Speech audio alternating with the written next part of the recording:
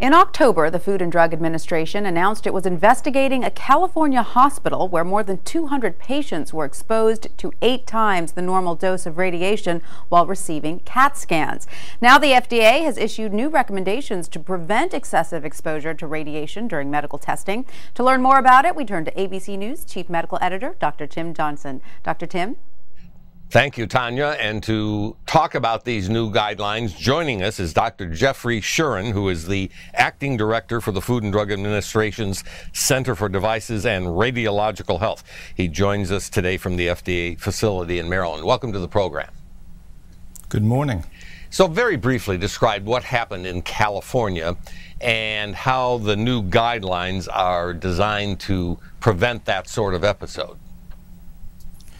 Well, in October, we issued our initial communication, and at that time, FDA and the LA Radiation Safety Office had identified patients who underwent to CT brain perfusion scans at Cedars-Sinai Medical Center and received excess radiation. Since then, we and LA County have identified 50 additional patients who received excess radiation now at 3 medical centers in LA and Burbank, California. This now involves 2 manufacturers. In addition, we've received at least 1 reported case in Alabama.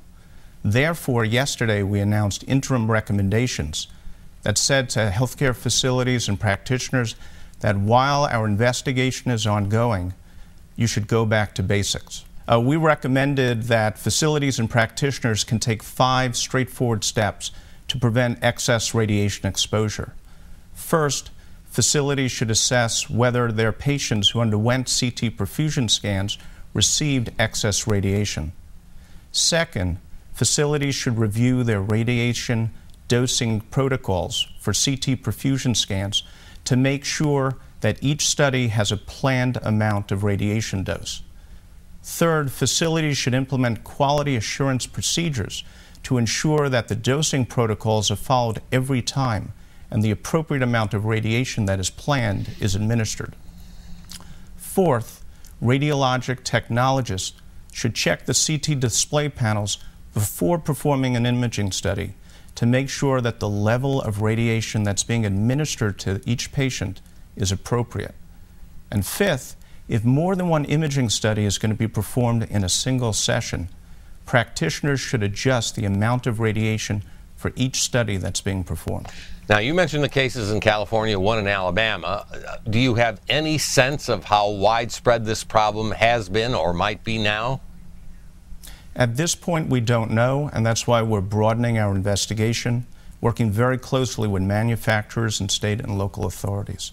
And the items you mentioned sound like common sense items. How does one ensure as a patient, or how do you ensure as the FDA, that in fact they're being followed? Well, as a patient, first off, talk to your doctor before the study and ask questions. If you've already had a CT perfusion scan performed and you have questions regarding the amount of radiation you received, ask your doctor. We're also working with state and local authorities to conduct follow-up investigations to make sure facilities are in fact following proper protocols to make sure that excess radiation exposure does not occur. Okay, let's talk about the relative amounts of radiation in a regular X-ray, let's say a chest X-ray, versus an ordinary CT scan versus a CT perfusion scan. We'll leave MRIs out because they don't involve ionizing radiation. So talk about those 3 and give us some sense of the amount of radiations involved. Well, a rough comparison is that a chest X-ray is about 1/100th of the radiation exposure that you would get from a CT scan, and a CT perfusion scan is roughly several hundred chest X-rays. In the cases that we've seen of excess radiation exposure, it's the equivalent of receiving several thousand chest X-rays. So you've got the regular chest X-ray, a regular CT scan, 100 times more radiation, with perfusion, meaning something that you put in the bloodstream to highlight things, several hundred times more than a chest X-ray. Did I get that right? That's correct.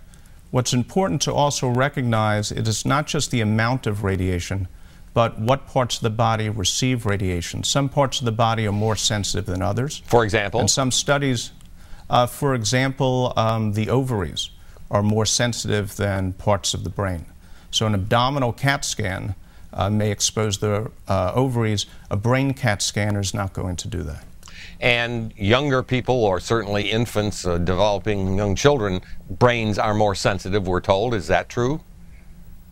That is correct. Obviously, we get radiation from many, many sources, but I'm guessing that in ordinary medical life, the CAT scan, because it's so widely used now for so many things, is probably the major source of radiation for most patients in our country. Would that be correct? It's certainly correct that CT scans expose patients to a higher amount of radiation than most other sources. People are exposed to radiation every day when they go out into the sun. But a CT scan, while it may expose patients to more radiation, when it's medically necessary and properly administered, it can provide important information for diagnosing and treating medical conditions. An important point to end on, good information. Thanks for taking the time to join us today. And thank you. ABC News Now, good to know.